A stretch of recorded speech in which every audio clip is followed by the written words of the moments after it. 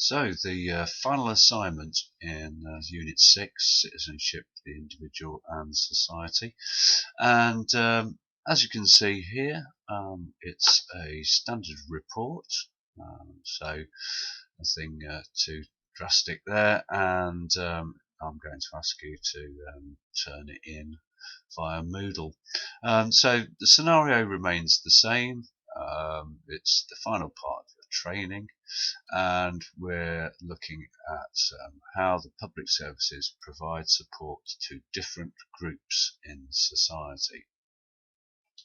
Now that's particularly important, this part about different groups, because that's really a lot of what the assignment is about, looking at different types of people, different groups, different people within society, and how the public services have provided support to those different groups.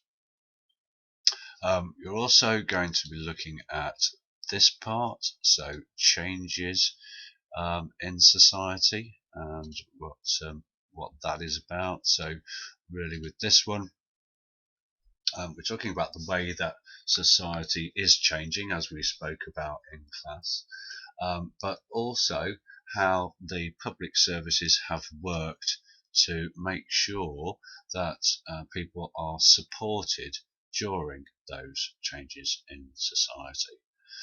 And very importantly, as well, as we'll go on into when we get into the assignment, is the equal opportunities piece that you can see referred to there. So as I said, it is it is a report, and we're also going to be looking at this bit, examples. So you've got to include examples in your work. Okay, it's no use just talking about theory. There has to be, well, there have to be some examples included. So as you can see, the learning outcomes are the last learning outcomes are the last two there.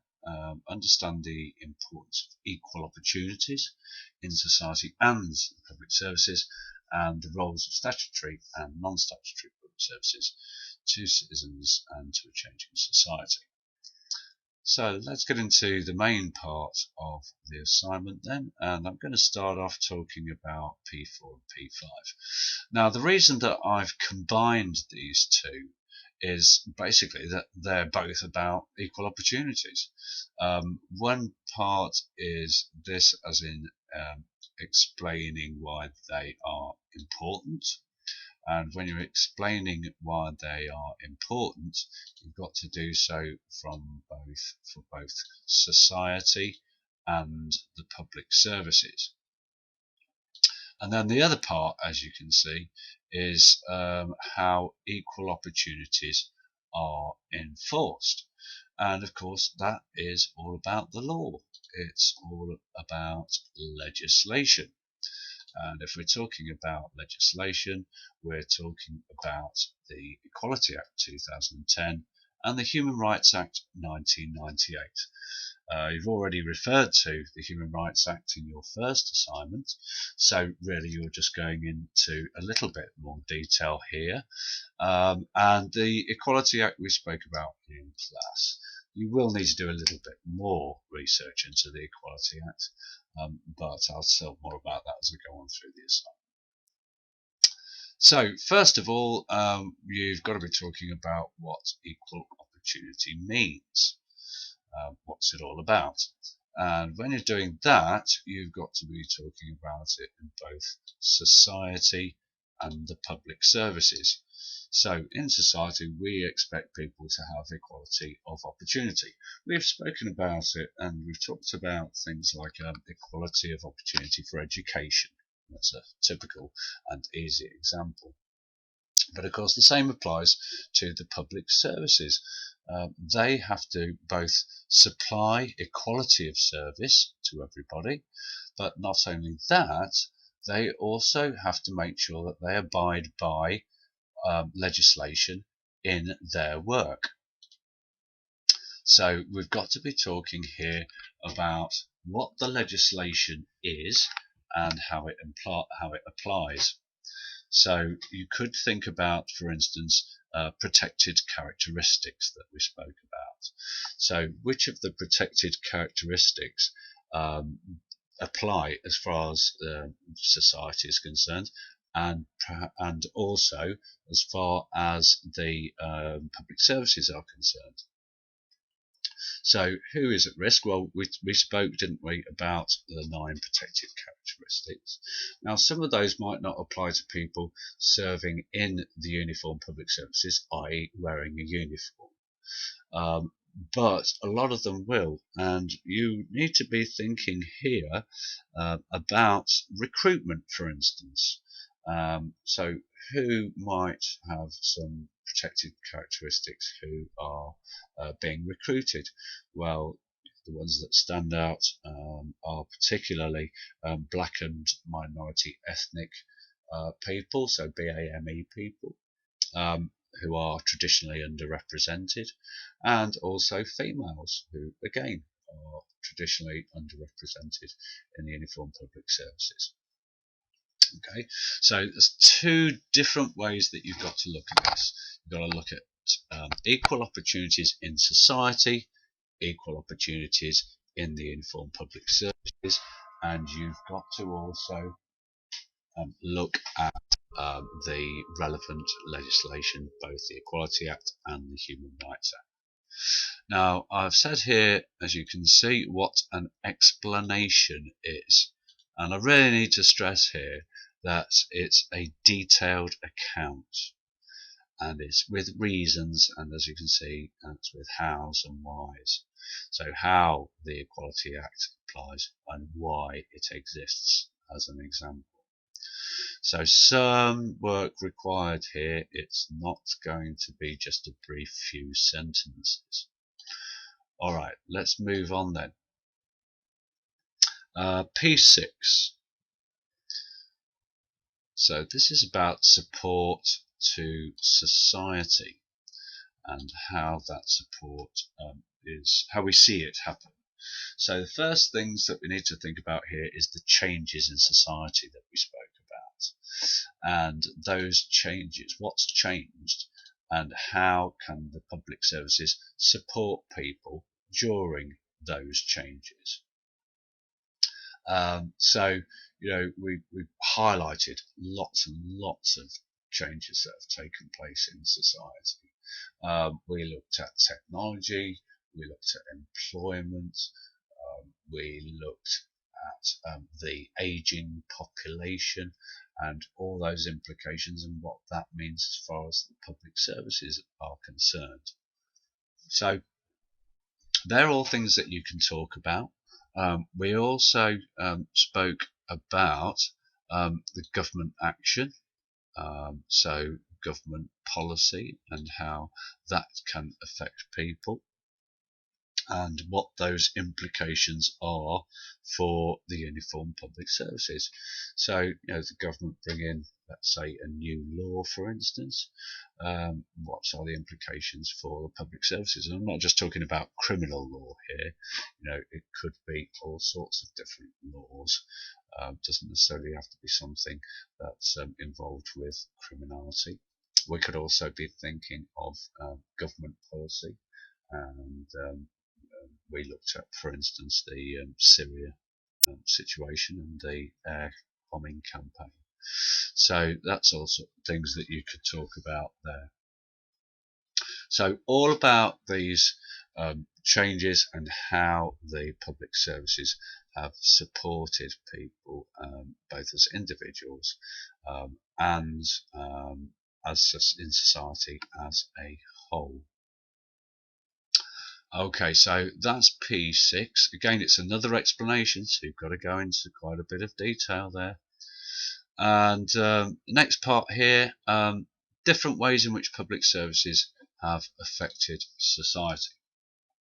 So here, this was the last session we spoke about statutory and non-statutory services. We could look at a case study here. I beg your pardon. We could look at a case study here.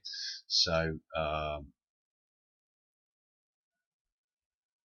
yeah, things like Cumbria. We looked at that situation, the flooding up there, and who was involved, statutory, non-statutory, individual volunteers, that sort of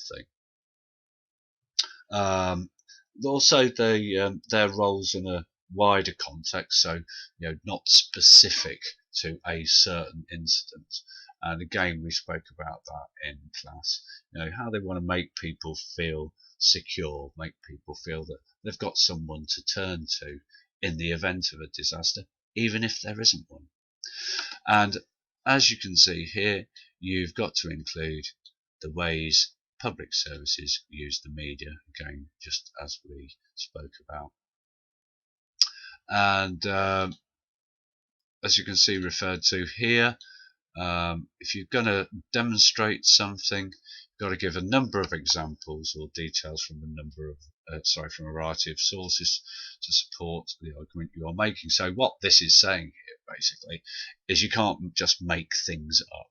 You've got to accompany your ideas with the results of your research. Now, I know many of you don't like to do research, but in this case, you can't avoid it, because you've got to come up with examples, and you've got to come up with them from, as you can see there, a variety of different services. Yeah, a variety of different services. Okay, so those are the 4 pass criteria: P4, P5, P6, P7. You can, of course, and I hope you will, refer not only to your notes, but also refer back to the to what's on Moodle. So there are a variety, and I'll show you here, a variety of different PowerPoints that are available to you. So if I just bring up this particular unit.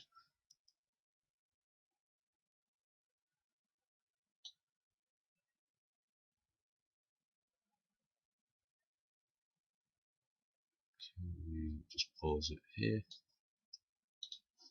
So as I was saying, this is the unit on Moodle, and when you scroll down you will see the presentations that I've created and put on there. Everything from these parts here really, session 5 onwards. So session 5, 6, 7, 8, 9 and 10. Those are all going to be relevant for you and all going to help you. Plenty of resources there, something that tells you about protected characteristics, Guide to the Human Rights Act, and understanding human rights as well. Okay, so plenty there to help you with your assignment. And now I want to move on to the merit for those of you who want to attempt it. Now here, it's a comparison piece, as you can see. So compare how 2 public services use legislation to address equal opportunities. So select your 2 public services and then compare them in the way that they use legislation in their work. I've given you examples here comparing how the police service have dealt with recruiting ethnic minority officers and females compared to how the Royal Navy have done it. You might want to think about the equality of service as well, and if you're going to do that, you're going to struggle using one of the armed forces. as an example. So you might want to think of the quality of service provided by the ambulance service compared to the police service, or the fire service compared to the police service, something like that. Also about the equality of opportunity within the two services you're comparing. The equality of opportunity not only for those being recruited but those who are already serving. So you can see here I've put details of what the comparison must include, and you can see you've got to explain the similarities and difference between the two. So similarities and differences between the two public services. And as I said, you've got to refer to that legislation. You've got to refer to that Human Rights Act and the Equalities Act as well. And finally, the second merit, which is M4, this calls for an analysis of the different ways in which public services support society. And to give you some idea, I've put there, it's an expansion of P6.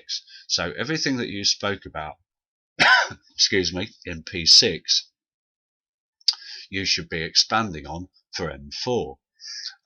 And lots of examples again required here. And the reason that you need to have these examples is because that is what the analysis is all about. Okay, identify the factors that apply and state how these are related. So we're looking at support provided by the public services to society. You've got to come up with some examples, and you've got to say, right, okay, well, here is an example of a way in which the public services have supported society, and this then relates to this other example that you will have found during your research, both of which show how the public services have supported society, and that's how it works. So you may find plenty that you can write about. You should find plenty that you can write about there, because of course the public services are always supporting society. It's their job. I'm not going to speak about the distinction. Anybody who does wish to attempt it, please come along and speak to me, and I'll happily explain. Okay, so that's the assignment then. It is a substantial piece of work, but then again, it's the last one that you've got to produce, for me at least.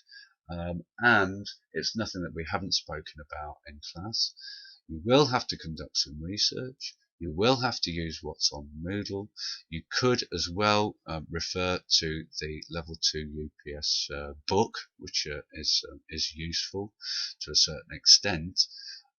But certainly for your case studies, you've got to be conducting research yourself. As always, if you have any questions, please come along and ask me.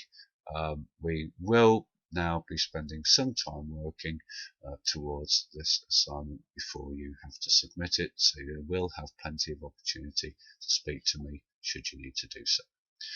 In the meantime, good luck and thank you.